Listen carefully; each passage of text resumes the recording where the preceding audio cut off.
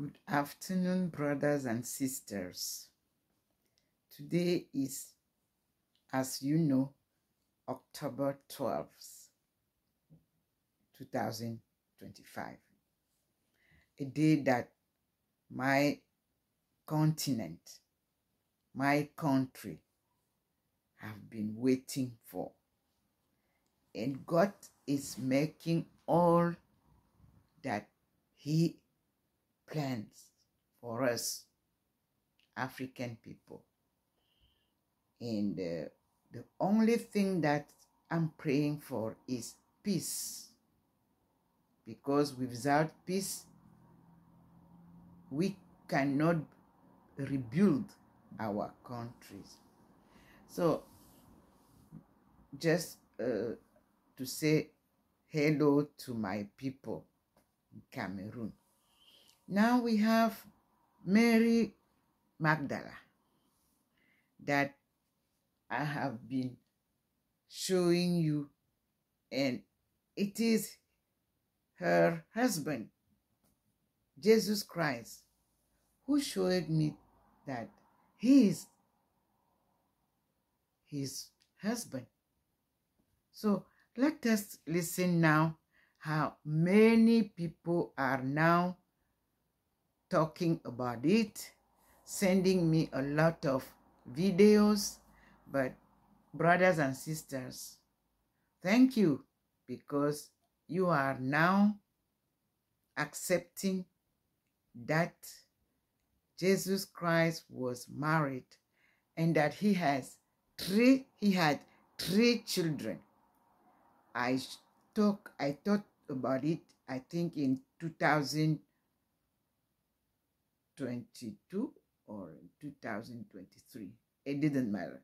Anyhow, we have now more than 10 channels who are coming to tell the story of the lost Bible. Let us listen to what I received this evening. Who protected Mary Magdalene's children after her death? That is the question. And this question is around more than 10 channels. So I just got this and I would like to share with you. I'm sharing with you here, and then I will share on Facebook. I hope Facebook will become safe, because I cannot change what God has chosen. Let us listen. What if I told you that one of the most important stories in Christianity was erased, not by accident, not through forgetfulness, but deliberately... What if I told you that one of the most important stories in Christianity was erased, not by accident, not through forgetfulness, but deliberately silenced over centuries? Imagine for a moment a woman walking along the shores of the Mediterranean. Her steps are hurried, her gaze vigilant. She carries with her not just memories of a transformative love, but something far more precious, something that powerful institutions would do anything to hide. This woman is Mary Magdalene, and what she protects may have changed the course of Western history. For nearly 2,000 years, we've been taught that Mary Magdalene was just a repentant follower, a redeemed sinner, a secondary figure in the grand narrative of Christianity. But what if this version was only a small fraction of the truth? What if, behind this carefully constructed image, there existed a story of desperate protection, strategic escape, of secrets transmitted in whispers through generations? The question that brings us here today is both disturbing and fascinating. If Mary Magdalene had descendants, who protected them after her death? Who took on the responsibility of guarding not just lives, but a legacy that could challenge the most consolidated power structures in human history? We're not here to create fantasies. We're not going to invent groundless conspiracies. What we'll do in the next several minutes is something far more interesting. We're going to follow the clues left by ancient manuscripts, oral traditions preserved by marginalized communities, symbols hidden in medieval works of art, and archaeological discoveries that shed new light on early Christianity. We're going to investigate communities that were persecuted for centuries. We're going to analyze texts that were considered too dangerous to survive. We're going to walk routes that connect first-century Palestine to medieval France, passing through secret communities that preserved forbidden memories. This isn't just a historical journey. It's an investigation into how truth can be shaped, how narratives can be controlled, and how, despite all efforts, certain stories refuse to disappear completely. They remain alive in traditions, in symbols, in sacred places that still today attract millions of pilgrims without most knowing exactly why. Have you ever wondered why certain churches in France are dedicated to Mary Magdalene? Why specific traditions exist in Romani communities that speak of a protected sacred child? Why some Gospels were excluded from the Bible we know today? The story we're going to explore together stirs fundamental questions about faith, power, and truth. It forces us to question who has the right to decide which stories survive and which are buried. And more importantly, what do we lose when certain voices are silenced? Prepare yourself. The video on the left got less than 1,000 views, while the video on the right got millions of views. Live and which are buried. And more importantly, what do we lose when certain voices are silenced? Prepare yourself, because what you're about to discover may change your understanding not just about Mary Magdalene, but about how history is written by the victors, how institutions consolidate their power through narrative control, and how small resistant communities can preserve inconvenient truths through generations. Take a deep breath, open your mind, and let's together unravel one of the most fascinating mysteries of early Christianity. Who protected Mary Magdalene's children after her death? Before we understand who protected her possible descendants, we need to reconstruct who Mary Magdalene really was. And here we encounter the first major problem. The Mary Magdalene we know through popular tradition is very different from the Mary Magdalene who emerges when we study primary historical sources. In the canonical Gospels, Matthew, Mark, Luke, and John, Mary Magdalene appears at crucial moments. She's present at the crucifixion when most male disciples had fled. She's the first witness of the resurrection. In John 20:17, it's to her that Jesus addresses his first words after rising. She receives the mission to announce the good news to the other disciples.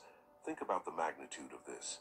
In a society where a woman's testimony had limited legal value, the Gospels place Mary Magdalene as the first witness of Christianity's most important event. This isn't an insignificant detail. It's a deliberate narrative choice that reveals her importance in the early Christian community. But here begins the divergence between different traditions. The Roman Catholic Church, for centuries, merged three different characters into one: Mary Magdalene, Mary of Bethany, and the unnamed sinner from Luke 7. This merger, which many scholars consider problematic, created the image of the repentant prostitute that dominated Western imagination. In 1969, the Catholic Church officially separated these three figures, acknowledging the error, but the narrative damage had already been done. For more than 1,000 years, Mary Magdalene had been reduced to a symbol of sexual sin and redemption, obscuring her role as a spiritual leader. When we look at texts that didn't enter the official biblical canon, and here we need to be careful and honest about our sources, we find a very different Mary Magdalene. The Gospel of Mary, dated by some researchers to the 2nd century, presents her as a repository of special teachings. The Gospel of Philip contains passages that some academics interpret as indicating a close relationship between Jesus and Magdalene, although the manuscript is damaged precisely in the most revealing parts. We need to be clear here. These Gnostic texts aren't accepted as historically reliable by all academic currents. Some experts consider them later theological developments, not direct historical records, but they reveal something important. Early Christian communities had very diverse views about Mary Magdalene, and some of these communities saw her as a central figure, not peripheral. The discovery of the Nag Hammadi manuscripts in 1945 brought these texts to public light after centuries buried in the Egyptian desert. Why were they buried? Because their communities were being persecuted. Because the texts they possessed were considered heretical by consolidated religious authorities. Contemporary academic studies on early Christianity reveal a much more complex mosaic than the unified narrative we know. There were multiple Christian communities with different theologies, different practices, and crucially, different stories about the same characters. Some of these communities gave women leadership roles. We have archaeological evidence of women deacons, of women who led household worship, of women patrons who financially sustained entire communities. Mary Magdalene may have been a prototype or inspiration for these female leaderships. What makes this historically plausible is the first-century Jewish context. Contrary to what many imagine, there were Jewish women with power and influence. There were biblical precedents of women prophets, judges, leaders. The idea of a woman in a position of spiritual authority wasn't completely foreign in that context. So, who was Mary Magdalene really? The honest answer is, we have fragments. We have texts that agree on some basic points, her presence at crucial moments, her importance in the early community, but diverge dramatically on other aspects. We have traditions that celebrate her as apostle to the apostles. We have others that reduce her to a silent penitent.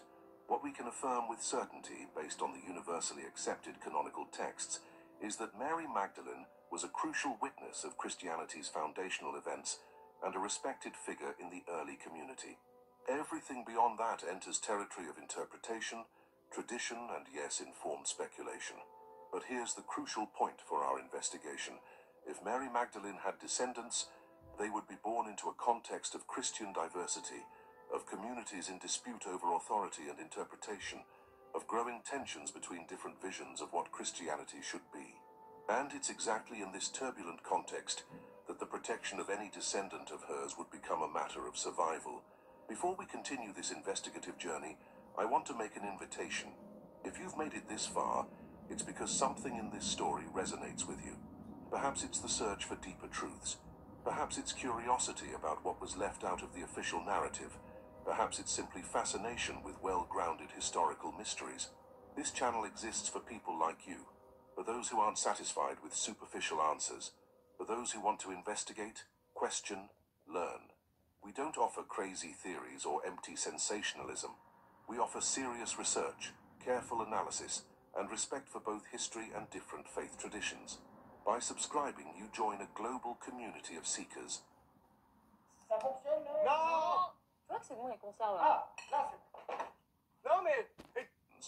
By subscribing, you join a global community of seekers, people from different countries, different backgrounds, different beliefs, but united by a thirst for knowledge.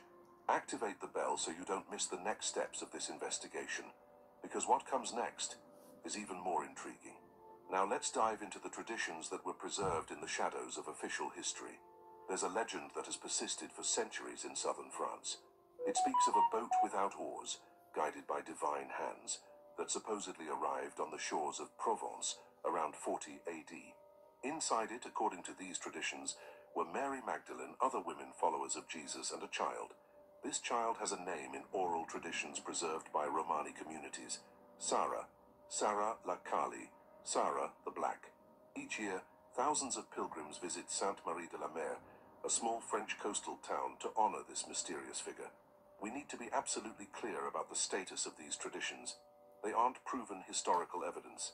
They're narratives transmitted orally by marginalized communities over centuries, but that doesn't make them irrelevant. In fact, it makes them fascinating objects of historical and anthropological study. Why would Romani communities who were persecuted, enslaved, and massacred throughout European history preserve with such dedication a tradition about Sarah? Why would this figure be so central to their spiritual identity? Some researchers studying oral traditions suggest that stories preserved by marginalized communities sometimes contain memories of events that were erased from official history. We're not saying this proves literal descent. We're saying there are layers of meaning in these traditions that deserve serious analysis. The tradition of Mary Magdalene's arrival in France isn't limited to Romani communities. There are medieval texts that mention her presence in Provence. The Golden Legend, a 13th century compilation of saints' lives, dedicates an extensive section to Mary Magdalene and her supposed French journey. Again, medieval texts aren't reliable historical sources about first-century events, but they reveal what people of that period believed, which stories they considered important to preserve, which traditions they valued. There's something more intriguing. The cult of Mary Magdalene in medieval France was extraordinarily strong. Basilicas were erected in her honor. Relics attributed to her became objects of massive pilgrimage. Kings and popes visited these places. Why this particular devotion? Why would Mary Magdalene, among all possible saints, receive such disproportionate attention in specific regions of France? One possibility, suggested by some historians studying popular religiosity, is that these local traditions preserved memories of alternative Christianities that existed before the consolidation of Roman power. Communities that perhaps had different narratives about the foundational events. There are also traditions about the Cathars, a religious movement that flourished in southern France between the 11th and 13th centuries. The Cathars were brutally eliminated by the Albigensian Crusade. But before their destruction, they preserved texts and traditions that Catholic authorities considered heretical. Some scholars who investigated Cathar theology identified elements that seemed to value the sacred feminine in ways uncommon for medieval Christianity. There was speculation about secret traditions related to Mary Magdalene, although direct evidence is scarce because most Cathar texts were destroyed. What can we do with these fragmented traditions? We can't treat them as direct historical proof, but we can recognize that they point to something. Communities that preserved alternative narratives about Christianity's origins, often at the cost of severe persecution. If Mary Magdalene had descendants, they wouldn't just need physical protection, they would need narrative protection. Their stories would need to be preserved in ways that escaped institutional control. And oral traditions in marginalized communities are exactly the type of vehicle that could accomplish this preservation. Think about the logic of this. If you were a member of a persecuted community, how would you preserve sensitive information? You wouldn't write documents that could be confiscated. You would transmit stories orally, encoded in rituals, symbols, annual pilgrimages. The traditions about Sarah Lakali work exactly like this. They're performative, realized through annual rituals. They're symbolic, expressed through images, not texts. They're communal, belonging to groups, not individuals. This doesn't prove that Sarah was Mary Magdalene's literal daughter, but it demonstrates that traditions about descent existed, were valued, and were preserved despite, or perhaps because of, official repression. There's another fascinating element in these traditions. They frequently emphasize protection. Sarah is described as protected. Mary Magdalene is described as a protector. The boat without oars represents divine protection. The entire narrative is structured around the theme of guarding something precious. If these traditions encode real historical memory, and this is a major academic question, they speak of a community that saw itself as a guardian. Guardian of what? Of people, of teachings, of lineage. The traditions don't specify clearly, which may be a deliberate strategy of protection through ambiguity. What makes these traditions particularly interesting is their persistence. They survived centuries of persecution. My client wanted a refund because my sketch looked like her colleague. Turns out he was her soulmate all along. This is my soul. Interesting is their persistence. They survived centuries of persecution. They survived the Inquisition. They survived the Enlightenment. They survived secular modernity. Even today, communities gather annually to honor Sarah Lakali. Stories that persist like this generally have deep roots. They serve important functions for the communities that preserve them. And sometimes, just sometimes, they contain kernels of historical truth, wrapped in layers of symbolism and narrative elaboration. Our task as investigators isn't to blindly accept these traditions, but also isn't to arrogantly dismiss them. It's to examine what they can teach us about how marginalized communities preserve memories, how alternative narratives survive at the margins of official power, and how history is always more complex than official versions suggest. If descendants of Mary Magdalene existed, they wouldn't survive alone. They would need protection networks, communities willing to risk everything to guard a secret considered sacred. Let's examine who could have taken on this role. First, early Christian communities were much more diverse than we imagine. When Paul writes his letters in the 1st century, he's already dealing with divisions, different interpretations, disputes over authority. There wasn't a unified Christianity. There were Christianities, plural. Some of these communities were led or co-led by women. We have textual evidence of this. Paul mentions Phoebe, whom he calls a deacon. He mentions Junia, whom some manuscripts identify as an apostle. He mentions Priscilla, who teaches alongside her husband Aquila. This is important because it reveals that communities where women had spiritual authority existed and were recognized. If Mary Magdalene had descendants, communities with this more egalitarian orientation would be natural protectors. The Gnostics represent a particularly intriguing case. Gnosticism wasn't a monolithic movement. It was a constellation of groups with related but distinct theologies.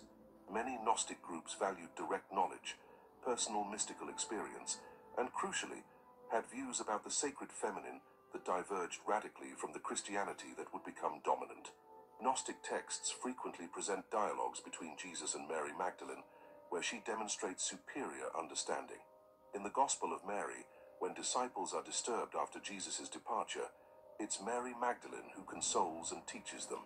Peter expresses jealousy and disbelief that Jesus would have given special teachings to a woman. This textual conflict may reflect real conflicts between early Christian communities. Communities that valued female leadership versus communities that resisted it. Communities that followed Peter's visions versus communities that followed Mary Magdalene's visions. If there was dispute over authority and interpretation, there was need for protection for those on the losing side when a specific Christianity consolidated political power. The consolidation began seriously with Constantine in the 4th century. The Council of Nicaea in 325 AD was a crucial moment. There, bishops gathered under imperial authority began the process of defining orthodoxy. What was in and what was out, which texts were accepted, which practices were legitimate. Groups that didn't conform were progressively marginalized. Their texts were confiscated. Their leaders were exiled. Their communities were dispersed. But marginalization doesn't mean extinction. It means these communities became clandestine. They needed to develop survival strategies. And one of these strategies was preserving traditions orally, not textually. Imagine you're a member of a Gnostic community in the 4th century. Your community preserves traditions about Mary Magdalene that contradict the emerging official narrative. You have manuscripts considered heretical. You know inspections are happening, that texts are being burned. What do? You bury your most precious texts in the desert, as happened at Nag Hammadi. You memorize important teachings. You encode sensitive information in symbols that outsiders wouldn't understand. And if your community protects not just teachings but people, descendants considered carriers of sacred heritage, you intensify these protection strategies even more. There's evidence of protection networks among early Christian communities. Paul's letters mention hospitality systems where traveling Christians were welcomed and protected. This wasn't just courtesy. It was survival necessity in an often hostile empire.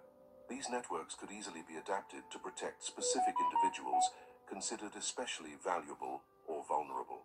There are also traditions about female monastic communities that may have served as sanctuaries. Women's monasteries existed from very early periods of Christianity. They offered physical protection, relative autonomy from male ecclesiastical structures, and continuity through generations. Some feminist scholars researching early Christianity suggest that these female spaces preserved alternative traditions precisely because they were partially invisible to official male power. We're not talking about organized conspiracy, but about organic preservation that happens when communities maintain their own stories. The Judeo-Christian communities present another intriguing possibility. These were groups that maintained Jewish practices while following Jesus. They were progressively marginalized as Gentile Christianity dominated by Paul became mainstream. These communities had connections with the Jewish diaspora, networks extending throughout the Mediterranean. If Mary Magdalene, a practicing Jew, had descendants, I wish more ladies knew that they can go from XL to M with Asian Pilates in no time. Networks extending throughout the Mediterranean. If Mary Magdalene, a practicing Jew, had descendants, Judeo-Christian communities would be culturally compatible protectors. What's fascinating about all these possible protection networks is that they're not mutually exclusive. A person or family could be protected sequentially by different groups over generations. Gnostic community in Palestine, Judeo-Christian network in Egypt, female monastery in Asia Minor, marginal community in Gaul.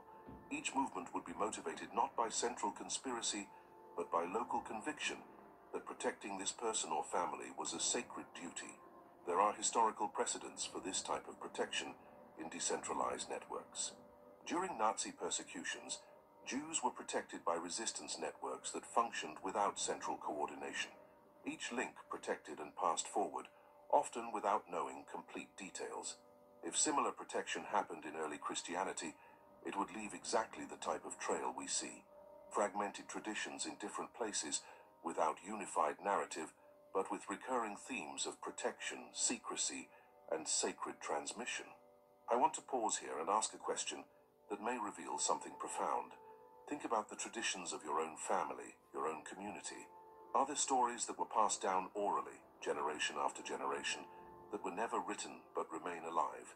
These family and community stories teach us something important. Memory doesn't need official documents to survive.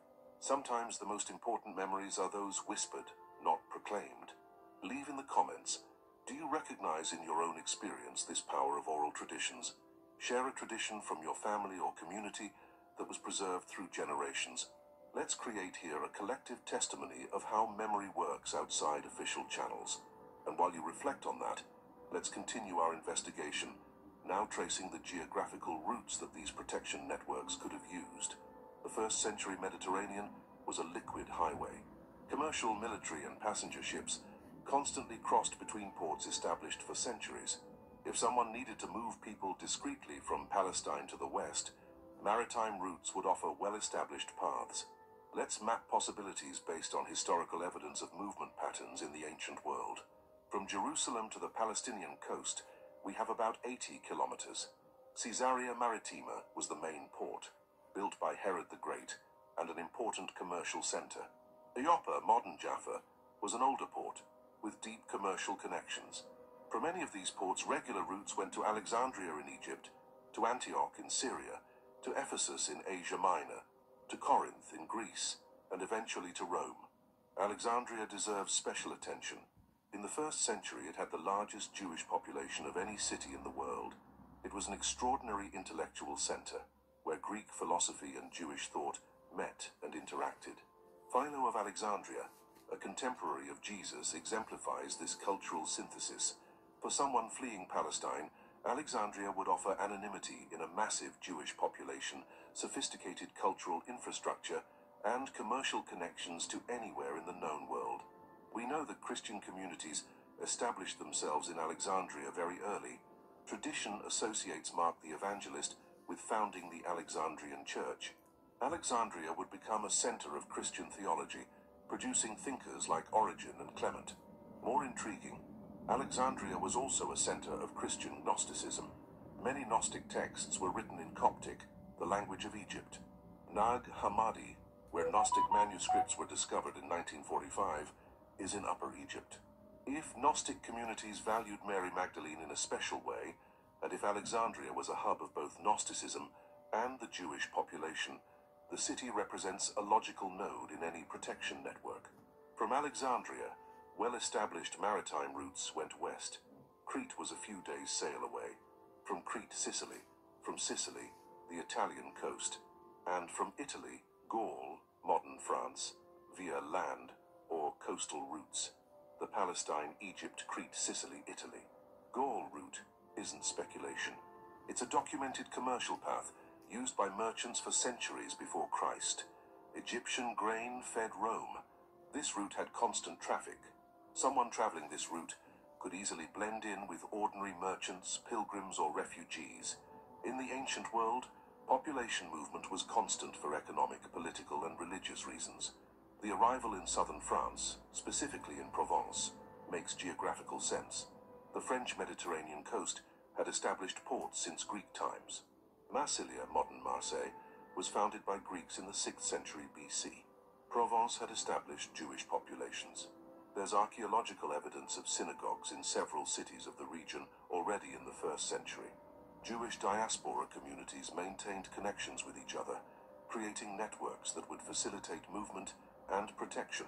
Moreover, southern France was relatively distant from centers of imperial power.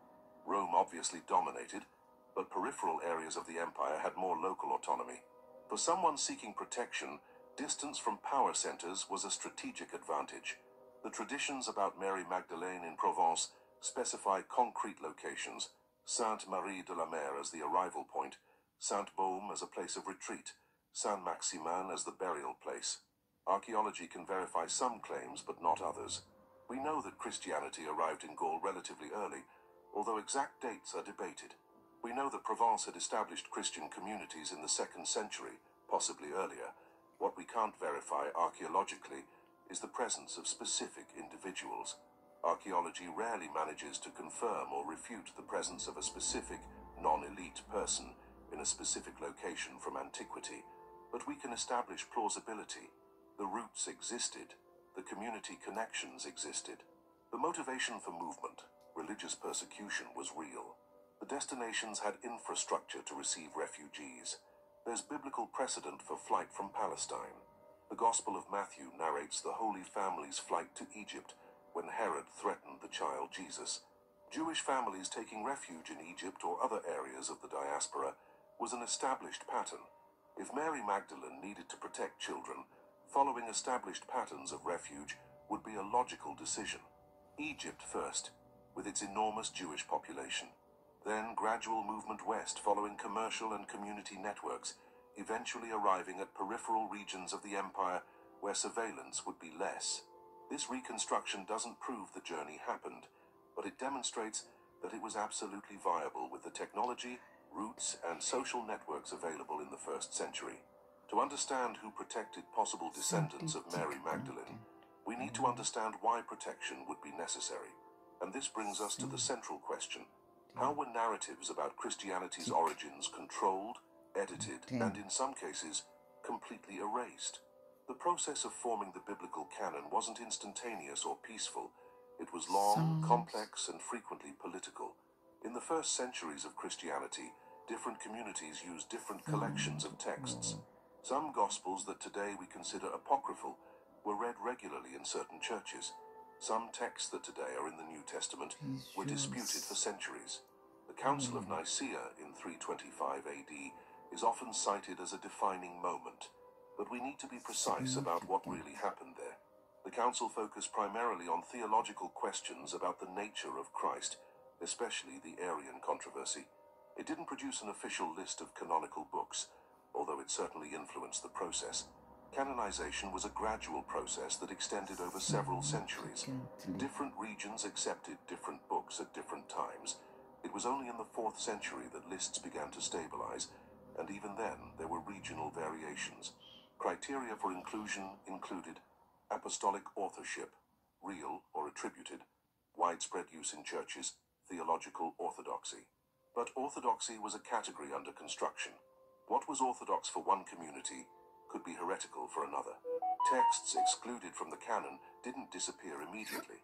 Some continued being copied and read for centuries. Others were actively suppressed.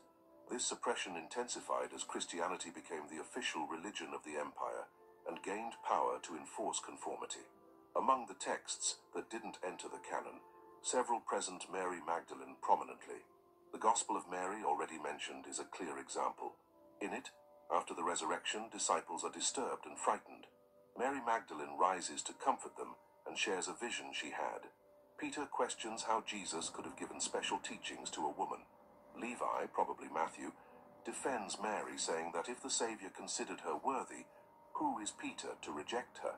This text may reflect real tensions between different authorities in the early church. Tensions between Petrine traditions, based on Peter, and traditions that valued Mary Magdalene's leadership. The Gospel of Philip contains even more intriguing passages, although the manuscript is damaged at crucial points. A partially legible passage has been interpreted by some as a reference to Jesus kissing Mary frequently, which generated jealousy in the other disciples. The interpretation of this passage is highly debated. Some academics argue that kiss in Gnostic contexts was a symbol of spiritual transmission, not romantic expression. Others see a reference to a more intimate relationship. The manuscript is so damaged that absolute certainty is impossible, but what's undeniable is that these texts consistently present Mary Magdalene as a figure of spiritual authority, frequently in tension with male disciples, especially Peter. Why were these texts excluded? Official explanations focused on questionable authorship and problematic theology. Critics argue there was also political motivation, consolidating authority in a male hierarchical structure. What happened to communities that valued these texts? Some conformed. Others resisted and were progressively marginalized. Some were violently suppressed. The destruction of the Library of Alexandria, which happened in multiple waves over centuries, eliminated countless texts.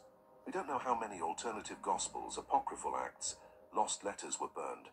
The discovery of Nag Hammadi in 1945 was revolutionary precisely because it revealed texts that survived only by being buried and forgotten. These manuscripts were hidden by a community that knew it was being persecuted, that their sacred texts would be destroyed if discovered. Imagine the decision to bury your most sacred texts. Running breaks your joints. Tai Chi builds them back. After 50, you need that. Sacred texts would be destroyed if discovered. Imagine the decision to bury your most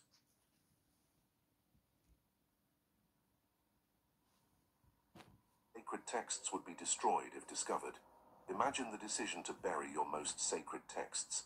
You know you may never recover them, but you prefer to preserve them hidden in the earth than to see them burned by authorities who consider your beliefs dangerous. This was the reality for non-conforming Christian communities in the 4th and 5th centuries. If these communities preserved texts about Mary Magdalene at risk of persecution, how much more would they protect living people considered carriers of sacred heritage? There's a pattern here. Texts that present Mary Magdalene prominently tend to come from marginalized traditions. Texts that minimize her tend to come from traditions that became dominant. This isn't coincidence. It's the result of selection. Communities with certain types of narratives gained institutional power and could determine which texts would survive officially. But official suppression is never completely effective. Texts survive in clandestine copies. Traditions survive in communities that resist. Memories survive in symbols, rituals, sacred places. What do the silenced manuscripts teach us about protecting descendants? They show that there was real need for protection. Communities that valued alternative memories about Mary Magdalene faced real threats. If they protected texts with such dedication, they would certainly protect people with even more fervor. The manuscripts also reveal protection strategies: hiding, encoding, transmitting secretly. These same strategies would apply to protecting people. And finally, the manuscripts demonstrate that not every story was erased. Fragments survive. Clues remain. Truth, even when suppressed, has an obstinate tendency to resurface. To fully understand why descendants of Mary Magdalene would need protection, we need to examine dramatic changes in women's roles as Christianity evolved from a 1st century Jewish movement to a 4th century imperial religion. Early Christianity, surprisingly for many, had significant female participation. This is documented even in the universally accepted canonical texts. Paul mentions numerous female collaborators. Phoebe is called a deacon of the church in Centuria.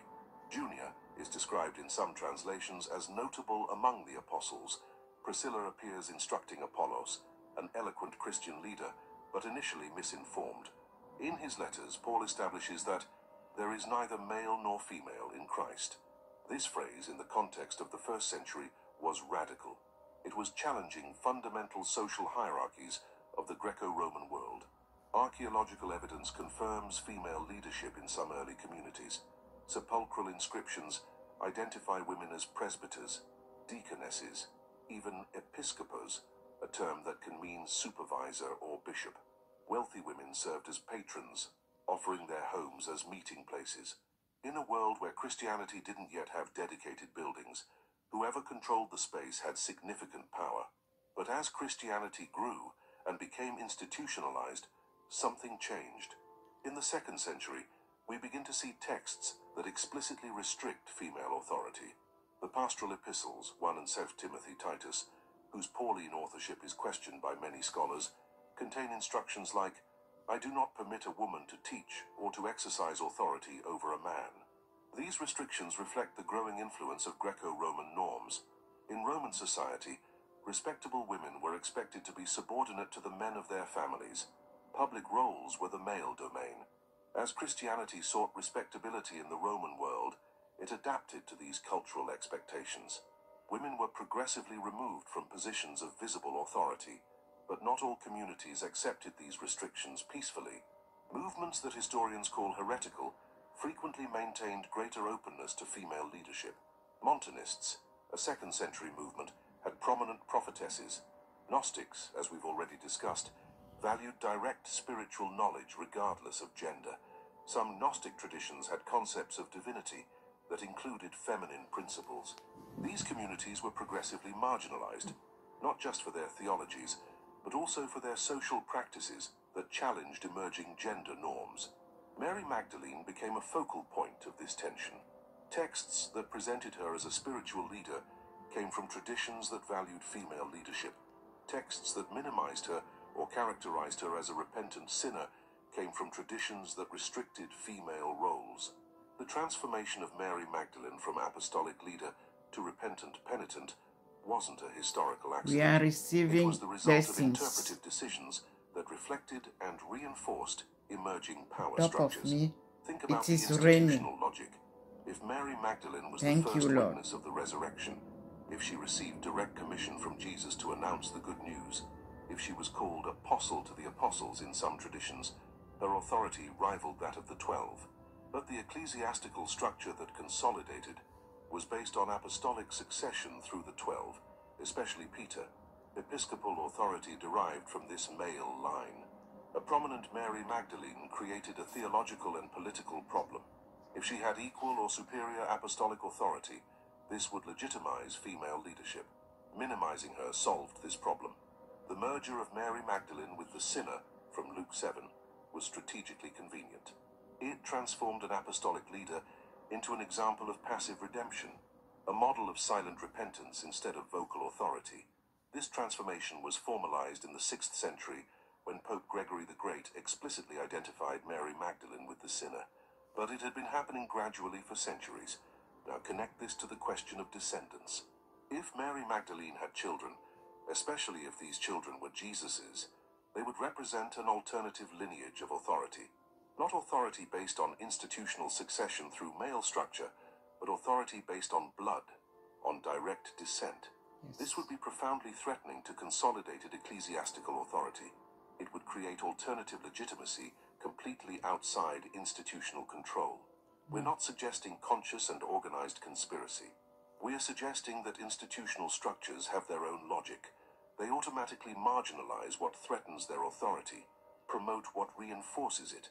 Descendants of Mary Magdalene, if they existed and were known, would be marginalized by this institutional logic, not necessarily out of malice, but out of institutional self-preservation. Communities that resisted the marginalization of the sacred feminine would be natural protectors. Protecting descendants of Mary Magdalene would be an act of resistance against the broader erasure of female leadership. This explains why traditions about descendants survive in marginal communities, not in official structures that had every interest in denying them, but at the margins where alternative memories found refuge. The silencing of Mary Magdalene and the silencing of her possible descendants are part of the same historical process: consolidation of male authority through elimination of female alternatives. When words are dangerous, symbols speak. When texts can be confiscated and burned, stone and paint preserve memories in ways that authorities often don't notice or can't easily erase. Let's explore how communities that guarded traditions about Mary Magdalene may have encoded their beliefs in art and architecture. The iconography of Mary Magdalene in Christian art is fascinating and inconsistent. In some representations, she appears with a book, symbol of teaching and authority. In others, with an ointment jar, reference to the anointing of Jesus. In still others, she's in a cave, reference to traditions of her hermit retreat in France. But there are more subtle elements. In some medieval and Renaissance paintings of the crucifixion, Mary Magdalene is positioned prominently, sometimes closer to Jesus than other disciples, sometimes in colors that visually highlight her. Leonardo da Vinci's Last Supper generated intense speculation, especially popularized in recent fiction. The figure to Jesus' right, traditionally identified as John, has characteristics that some interpret as feminine. Could it be Mary Magdalene? Art scholars generally reject this interpretation. John is often represented as young and beardless in Renaissance art. It doesn't matter who you are. Having rational, biological understanding of the human condition will completely transform your life into the most... As young and beardless in Renaissance art, the figure in Leonardo's painting is consistent with these conventions, but the speculation reveals something interesting. People intuitively feel that Mary Magdalene should be present at this crucial moment, even when canonical tradition doesn't place her there. More significant are less obvious symbols. The rose, for example, appears frequently in contexts associated with Mary Magdalene. In medieval Christian symbolism, the rose had multiple layers of meaning: divine love, martyrdom, secrecy. Sub rosa, under the rose, meant confidential. A rose carved in ceilings of meeting rooms indicated that conversations there were secret. There are traditions that associate the rose specifically with Mary Magdalene as a symbol of sacred love. The color red is another recurring element. Mary Magdalene is often painted wearing red, the color of passion, of love, but also of royalty. The red of her mantle could symbolize royal authority as much as emotional devotion. In churches dedicated to Mary Magdalene in southern France, there are intriguing architectural details. Some have unusual orientations, not aligned with typical ecclesiastical construction patterns. Some have proportions that incorporate sacred geometry in ways that scholars still debate. The Basilica of Saint-Maximin-le-Saint-Baume, where relics attributed to Mary Magdalene were venerated, has a crypt with complex symbolism. Sacred art scholars have identified elements that may reference Gnostic or mystical traditions. We need to be careful here. It's easy to see hidden symbols anywhere if we look hard enough. Many popular interpretations of symbolism in religious art are fantastical, not based on serious historical analysis. But it's also true that medieval and Renaissance artists frequently incorporated layers of meaning. Educated patrons expected symbolic depth. Artists had creative freedom to include elements that ecclesiastical authorities might not examine carefully. A verifiable example: in various representations of the crucifixion, there are figures in the background that aren't easily identifiable. Some may be simply generic crowds. Others may represent specific people whose presence isn't documented in the canonical Gospels, but was preserved in local traditions. Pilgrimage sites associated with Mary Magdalene also encode memories. Saint-Baume, the grotto where she supposedly lived, became a site of intense pilgrimage. Why? Officially because it was a place of penance and prayer. But pilgrimages serve multiple functions. They preserve memory of places considered sacred. They create continuity between past and present. They allow traditions to be transmitted orally among pilgrims. A pilgrim visiting Saint-Baume in the 12th century could hear local stories, see symbols in small hermitages, participate in rituals that preserved elements of older traditions. These experiences weren't officially documented. They were lived, remembered, transmitted informally. But they were powerful, precisely because they were experiential and not textual. If communities protected descendants of Mary Magdalene, symbols and sacred places could serve as markers, not obvious announcements, but clues for those who knew how to read. A rose carved in a certain location, an unusual architectural orientation, a painting with details that initiates would recognize. These could be ways of communicating, here, this memory is preserved, without dangerous explicit declarations. Before we continue, I want to ask a question that may connect you personally to this millennial story. From where are you watching this video now? Write in the comments your city, your country. Because what we're exploring isn't just ancient and distant history. It's a question about how memories travel through time and space, how traditions cross continents, how stories that began in the Eastern Mediterranean 2,000 years ago still resonate in your life today, wherever you are. Each comment will create a visual map of where these questions matter, where people still seek to understand what was silenced, what was preserved at the margins. Write your location. Show that this search is global. And let's continue, because now we need to talk about how these ancient traditions survive in contemporary communities. History doesn't live only in books and museums. It lives in communities that still practice rituals, celebrate festivals, tell stories transmitted by their grandmothers and great-grandmothers. Let's examine how traditions about Mary Magdalene remain alive in some contemporary communities, and what these living traditions can teach us about protection and preservation of sacred memories. Each year on May 24th, thousands of people, many of them of Roma, Gypsy ethnicity, converge on the small village of Sainte-Marie-de-la-Mer in southern France. They come to honor Sarah la Kali, Saint Sarah. This isn't an official Catholic event. Although it happens in a nominally Catholic context, it's a tradition preserved by a community that was historically marginalized, persecuted, massacred, but that maintained its own sacred narratives through all adversities. During the festival, Sarah's statue is carried in procession to the sea. There are chants, prayers, tears. For participants, this isn't an empty ritual. It's a profound connection with ancestry, with identity, with sacred memory of protection. Anthropologists who have studied this phenomenon note how it functions outside official ecclesiastical structures. Local Catholic priests participate, but don't control. The tradition belongs to the community, not to the institution. This is a living example of how memories can be preserved by communities instead of institutions. No one ordered this ritual. No one officialized it. It exists because the community decided it was important to preserve it. If we ask participants why they honor Sarah, answers vary. Some tell stories of Sarah as Mary Magdalene's daughter, others as a servant who accompanied the saints in crossing the sea, still others as a symbol of protection for the marginalized. The diversity of narratives doesn't weaken the tradition, it strengthens it. It shows that different layers of meaning were preserved, that the story was adapted and retold by successive generations, always maintaining a sacred core. In other parts of southern France, there are annual processions and festivals dedicated to Mary Magdalene.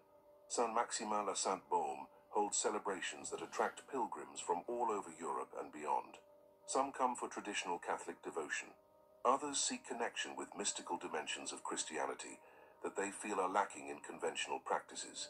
Still others are simply curious about ancient traditions. What's remarkable is the persistence. These traditions survived the Protestant Reformation, which challenged veneration of saints. They survived the Enlightenment, which ridiculed religious superstitions.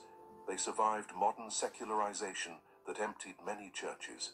Why? Because they serve functions that go beyond institutional religion. They connect people to places, to stories, to collective identities. There are also contemporary spiritual communities that have adopted Mary Magdalene as a central figure in new ways. Some Christian feminist movements celebrate her as a model of erased female leadership. Some esoteric traditions see her as a spiritual master or initiate in sacred mysteries. These modern interpretations aren't necessarily historical in the academic sense, but they demonstrate the continuing vitality of Mary Magdalene's figure in spiritual imagination. And some of these contemporary communities explicitly preserve traditions about descent, not as proven historical fact, but as sacred narrative that guides their spiritual practice and community identity. We should respect these traditions, even when we can't verify them historically. For the communities that practice them, they have real value. They create meaning, build identity, connect the present to the sacred past. Academically, these living traditions teach us about cultural resilience.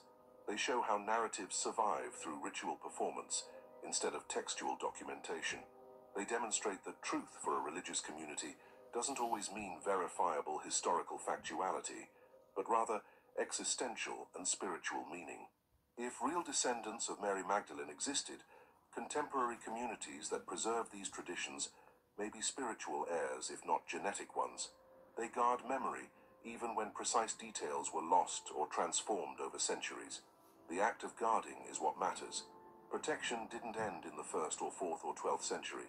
It continues now, each time someone tells the story, participates in the ritual, makes the pilgrimage.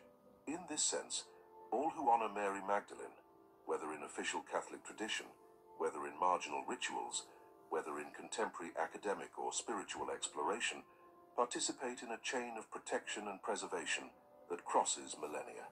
In recent decades, our understanding of early Christianity has changed dramatically. Archaeological discoveries, new methodologies of textual analysis, and more sophisticated historical approaches have revealed an early Christian world much more diverse and complex than we imagined. These academic changes have direct implications for how we understand Mary Magdalene and traditions about her. The discovery of the Dead Sea Scrolls in 1947 and the Nag Hammadi texts in 1945 transformed biblical studies. For the first time, we had direct access to Jewish and Christian texts from the 1st and 2nd centuries that weren't filtered through later ecclesiastical transmission. These texts revealed extraordinary diversity. Second Temple period Judaism had multiple sects and interpretations. Early Christianity inherited and amplified this diversity. Recent academic research on women in early Christianity has been particularly revealing. Feminist scholars applying rigorous historical methodologies have recovered the roles of women that were minimized or erased in later textual transmission. Analysis of Pauline letters, for example, identifies more women in leadership positions than traditional readings acknowledged. Names that seemed masculine in some translations are feminine in the original Greek. Titles that were translated in a minimizing way for women, helper, but robustly for men, leader, are being revised. Studies on Gnostic communities have shown that they weren't simply heretical or bizarre, but represented genuine alternative Christianities with sophisticated theologies and coherent community practices. Textual analysis of the Gospel of Mary, using modern philological methods, revealed layers of composition that suggest complex development, not simplistic later invention. Archaeology of sites associated with Mary Magdalene in France has produced mixed results. There's no direct archaeological evidence of her presence in the 1st century, but there's evidence of very ancient Christianization of the region and of local cults to Mary Magdalene that predate much of medieval hagiography. DNA analysis of relics attributed to Mary Magdalene hasn't produced conclusive results about identity, but revealed that bones venerated for centuries have dating consistent with antiquity, not being obvious medieval frauds. Comparative studies of oral traditions in different cultures have shown that oral transmission can preserve surprisingly precise historical elements through many generations, especially when traditions are ritualized and considered sacred. This doesn't prove that oral traditions about Mary Magdalene are historically accurate, but suggests we shouldn't automatically dismiss them as later fantasies. Research on social networks in the ancient world, using methods of social and economic history, has mapped how information and people moved throughout the Mediterranean. These studies confirm that routes and networks that could facilitate movement of refugees really existed and were extensively used. Analysis of religious persecutions in other historical contexts provides models of how communities protect individuals and traditions considered sacred under threat. Patterns identified in verified cases can illuminate how protection could have functioned in early Christianity. Interdisciplinary studies combining history, anthropology, sociology of religion, and textual analysis are producing more nuanced understandings of how emerging religious movements negotiate with established powers, how competing narratives compete, how memories are preserved or erased. All these areas of contemporary research don't prove that Mary Magdalene had descendants, or that they were protected by secret networks, but they make these narratives more historically plausible than they were when automatically dismissed as impossible or absurd. What changed aren't raw facts. We continue having the same limitations about direct evidence. What changed is our methodological sophistication and our willingness to ask questions that previous generations considered inappropriate.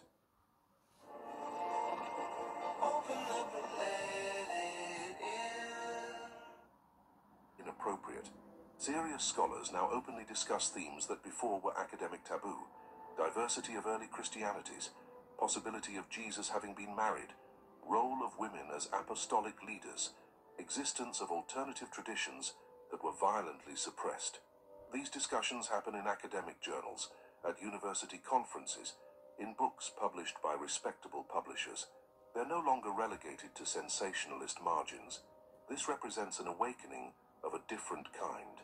Academic and cultural awakening to complexity that was simplified, to voices that were silenced, to stories that were considered too dangerous to tell. This contemporary awakening creates space for questions like ours. Who protected Mary Magdalene's children? Not because we have definitive proof that they existed, but because we now recognize that traditions about them deserve serious investigation, not automatic dismissal. Knowledge is evolving. Our understanding is deepening. And in this process, memories preserved at the margins are being brought into mainstream academic conversation. We've gone through historical evidence, preserved traditions, hidden symbols, contemporary communities. But now we need to ask a deeper question. Why does this matter to you watching this video today? The question of who protected Mary Magdalene's children isn't just a historical puzzle. It's a question about spiritual identity, about sacred heritage, about who you are in the great arc of human spiritual history. If the traditions we've explored have a kernel of truth, and we recognize this remains an open question, they suggest something profound. There were ordinary people in humble communities who risked everything to protect something they considered sacred. They weren't emperors or popes. They were fishermen, artisans, merchants, women whose names were never recorded. They were marginalized communities that preserved memories when powerful institutions tried to erase them. This act of protection, whether it happened literally or lives only a symbolic narrative, teaches us something crucial about what it means to be human in the face of power. It means choosing what you protect above your own safety. Think about it. The people who supposedly protected descendants of Mary Magdalene didn't gain earthly power from it. They didn't receive official recognition. They didn't build empires. On the contrary, they risked persecution. They lived in the shadows. They transmitted secrets in whispers. Why? Because they believed that some truths are worth more than personal safety. Amen. That some memories need to survive, even when all the forces of the world conspire to erase them. Yes. You live in a world where this is still true. You live in a time where official narratives still try to control what is remembered and what is forgotten, where institutions still have an interest in determining which stories are told and which are silenced, where marginalized voices still struggle to be heard. The story of Mary Magdalene, whether as literal historical fact or as powerful symbol, is about reclaiming voices that were silenced. It's about questioning who has authority to say what is true. It's about recognizing that absence of evidence isn't evidence of absence, especially when there are clear historical reasons for suppression. And more deeply, it's about recognizing the divine within you. One of the recurring themes in Gnostic texts that present Mary Magdalene prominently is the idea of direct internal knowledge, not faith mediated by external authorities, but direct experience of the sacred. The Gospel of Thomas, a text that some scholars associate with traditions that valued Mary Magdalene, contains a saying attributed to Jesus: "The kingdom is within you, and it is outside you. When you know yourselves, then you will be known." This message of internal spiritual authority, of direct connection with the divine, of not needing intermediaries, is radical. It was radical in the 1st century. It continues to be radical now. Traditions about Mary Magdalene and her descendants, preserved by communities that resisted official orthodoxy, frequently carry this message. We're not saying this is historically accurate. We're saying it's spiritually significant. If you feel resonance with these ideas, you are part of this lineage. Not necessarily genetic lineage, that doesn't matter, but spiritual lineage of people who seek truth beyond official narratives, who value direct knowledge above imposed authority, who protect memories considered dangerous. You are heir to those who protected. Each time you question official narrative, each time you seek to know for yourself instead of passively accepting what you're told, each time you value marginalized voices that history tried to erase. This isn't about rejecting traditional faith or legitimate religious authority. It's about recognizing that tradition is richer and more complex than any single narrative can capture. It's about honoring sincere seeking wherever it happens. The communities that protected traditions about Mary Magdalene, whether the early Gnostics, the medieval communities of Provence, contemporary Romani traditions, or modern spiritual seekers, all share something: refusal to let certain memories die. You're watching this video because you share this refusal, because something inside you feels there's more to the story than you've been told, because you're willing to ask difficult questions, even when answers are uncertain. This willingness is the legacy. This is the heritage being protected through you. The question isn't whether you can prove genetic descent from Mary Magdalene. The question is whether you recognize the spiritual call to protect truths that others want to silence, to honor voices that were erased, to seek knowledge that was hidden. If you recognize this call, you are part of the unbroken chain of protection that extends over 2 millennia. You are a guardian, not of people or physical documents, but of something more important, of the possibility of multiple truth, of decentralized spiritual authority, of the sacred that cannot be controlled by institutional power. And this, more than any specific historical fact about literal descendants, is what really matters. What was protected through the centuries wasn't just genetics or manuscripts. It was a dangerous and liberating idea that you have direct access to the divine, that your spiritual search is valid, that voices silenced by official history still have something vital to teach us.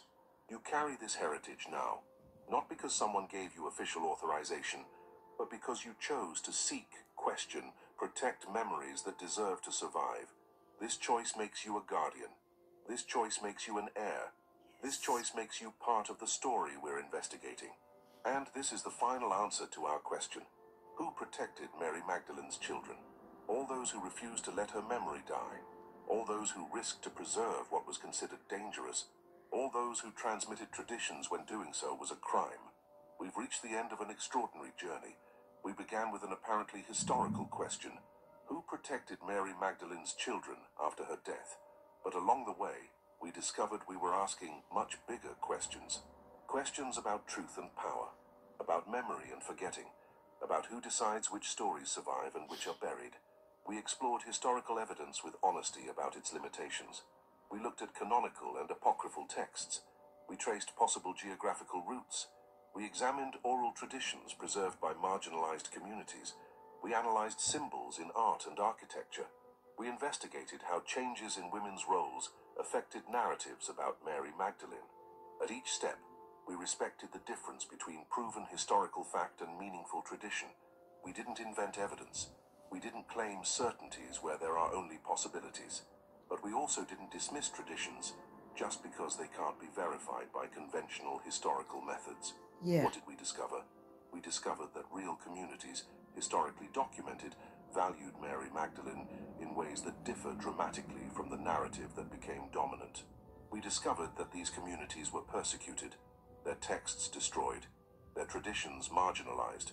We discovered that at the margins of official history, in Romani communities, in Provençal traditions, in Gnostic texts buried in the desert, memories persisted. Memories of Mary Magdalene as leader, as teacher, as central figure whose role was deliberately minimized. We discovered that the question of descendants cannot be definitively proved or refuted with available evidence. But we discovered that traditions about descendants exist, were preserved with extraordinary dedication, and have profound spiritual meaning independent of historical verification. And perhaps most importantly, we discovered that protection wasn't a single event of the distant past. It was a continuous process through centuries. It's happening now, in contemporary communities that keep rituals alive, in scholars who ask questions previously considered inappropriate, in you, watching this video, choosing to seek beyond official narratives. If there were literal children of Mary Magdalene, they were protected by networks of people who valued what they represented. Not just genetics, but legacy of teachings, spiritual authority, connection with the divine that didn't need institutional mediation.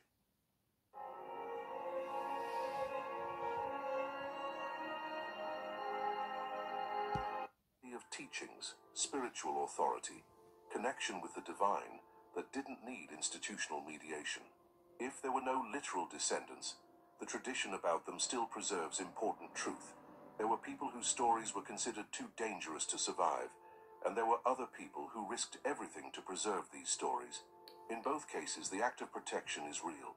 The value of what was protected is real, and your inheritance from this is real. You don't need to believe every detail of the traditions we've explored. You don't need to accept literal descent as historical fact, but we hope you recognize something deeper, that history is always more complex than we've been told, that silenced voices deserve to be heard, that seeking truth is an act of courage.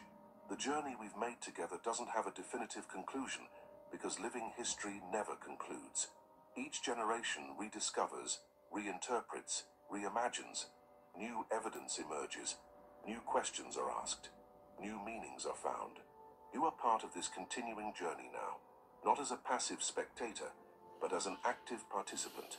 Your questions matter, your search matters, your willingness to question, investigate, protect memories that deserve to survive.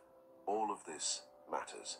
The communities that protected traditions about Mary Magdalene through centuries of persecution did so because they believed certain truths are worth any cost. That some stories need to survive even when all the power in the world tries to erase them. This belief didn't die with them. It lives in you. It lives in all who refuse to accept simplified versions when they know reality is richer. It lives in all who honor marginalized voices. It lives in all who protect the right to seek truth beyond official boundaries. So, who protected Mary Magdalene's children? Ordinary people making extraordinary choices. Communities resisting oblivion. Traditions surviving at the margins. And now you choosing to continue the search. That's the answer. And it's more powerful than any historical proof could be. Because it's not about a dead past. It's about a living present. It's about you, here, now, deciding which memories to protect, which voices to honor, which truths to seek. The chain of protection extends over 2,000 years and reaches you. What will you do with this heritage? If this journey touched something in you, if it awakened questions you didn't even know you had, if it made you see history and spirituality in a new way, then you found your place. This channel exists for people like you, for those who aren't satisfied with superficial answers, for those who honor both sincere faith and honest investigation, for those who recognize that seeking truth is a sacred act, no matter where that search leads them. By subscribing, you join a global community of seekers, people from different traditions, different countries, different journeys, but united by the same thirst, to know more deeply, to question more courageously, to honor memories that deserve to survive. Each video is a new step in this journey. Each investigation opens doors you didn't even know existed. We don't offer easy answers or comfortable certainties. We offer something more valuable, an invitation to seek, question, discover for yourself. Click subscribe, activate the bell, and as you do it, know that you're doing more than following a channel. You're choosing to be a guardian. You're choosing to protect traditions of honest investigation. You're choosing to honor those who, over millennia, risked everything to preserve truths that others wanted to erase. And when you finish subscribing, there's another video waiting for you. Click on it. Continue the journey, because what we explored today is just the beginning. There's much more to discover, much more to question, much more to understand. Your search doesn't end here. In fact, it has barely begun. Go ahead, click on the next video, and let's go together deeper into this extraordinary investigation of forgotten memories, silenced voices, and truths that refuse to die. The chain of protection continues, through you, starting now. Thank you for watching until the end. Until the next video. The video on the left got less than 1,000 views, while the video on the right got millions of views. Thank you. And I see you already sent the second video, which title is The Most Mysterious of Christianity.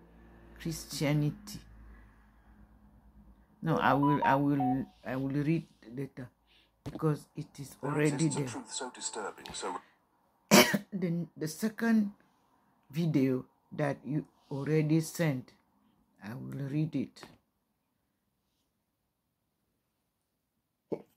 Sorry. And the title is The Miraculous Schools of Mary Magdalene. Okay.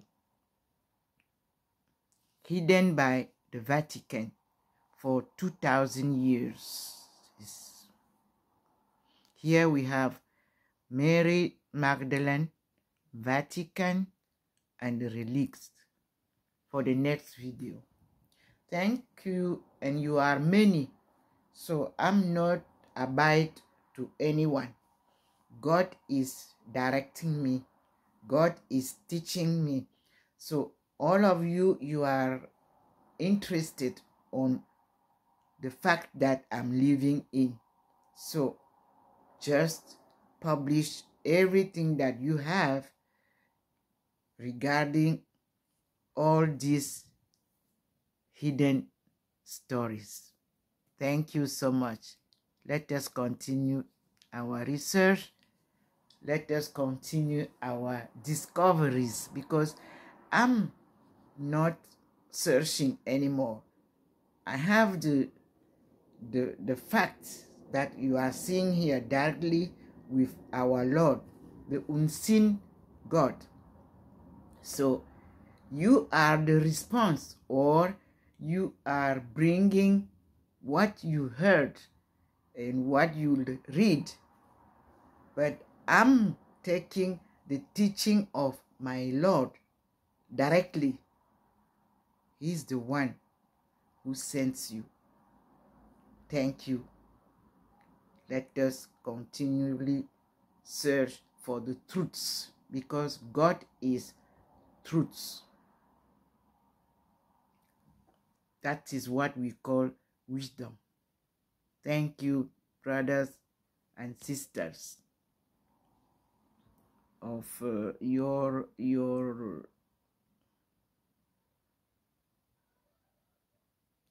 channel. I'm Dr. Ndomo Melingi Therese, called by our Lord Almighty to follow Him and conduct this mysterious research and discovery. Amazing task, but successful and glorious will be the end. Thank you.